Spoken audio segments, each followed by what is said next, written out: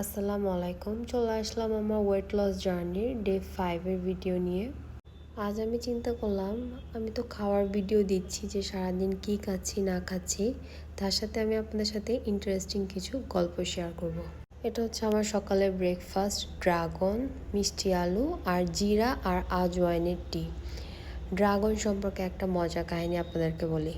একবার আমার কাছে একটা মেয়ে পেশেন্ট আসছে, তার কমপ্লেন ছিল যে তার প্রস্রাবের রাস্তা দিয়ে রক্ত যাচ্ছে। তো প্রস্রাবের রাস্তা দিয়ে রক্ত যায়, কিন্তু যদি প্রস্রাবে ইনফেকশন থাকে বা কিডনির গ্লোমেরুলার যদি কোনো সমস্যা থাকে তখন।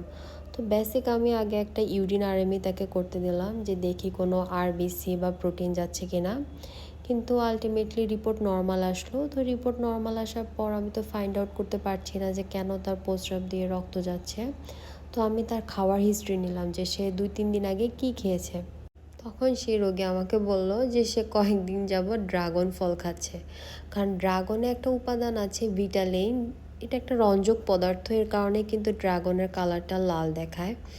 তো এটা কিন্তু আমাদের বডি পুরোপুরি হজম করতে পারে না, তখন এর যেটা হজম করতে পারে না সেটা প্রস্রাব দিয়ে যখন বের হয়ে আসে তো এই কারণে প্রস্রাবটা লাল হয়। এর জন্য অনেকেই কিন্তু ড্রাগন খেলে দেখবে যে তার প্রস্রাব লাল হয়।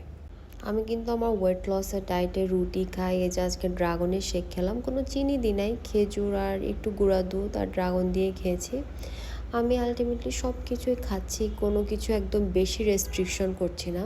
জাস্ট আপাতত ভাতটা বাদ দিয়েছি, কারণ আপনি যখন খুব বেশি রেস্ট্রিকশন করবেন খাওয়াতে আপনার বডি কিন্তু স্ট্রেস হরমোন কর্টিসল তৈরি করবে, ওই ক্ষেত্রে ওজন না কমে কিন্তু উল্টা আরও বেড়ে যেতে পারে। সো ওয়েট লসের ক্ষেত্রে খুব বেশি স্ট্রেস নেওয়ার কিন্তু কোনো দরকার নাই, আস্তে আস্তে ওয়েট লস ইনশাল্লাহ হবে, আর আমি তো আপনাদের সাথে শেয়ার করবই। এ পর্যন্তই আজকে, আল্লাহ হাফেজ, কালকে আবার দেখা হবে।